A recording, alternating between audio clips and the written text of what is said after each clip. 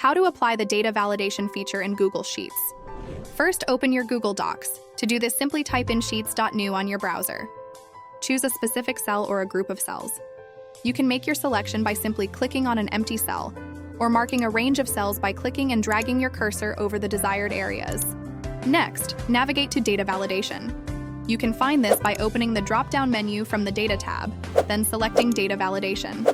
From the Data Validation Rules menu, click plus Add Rule.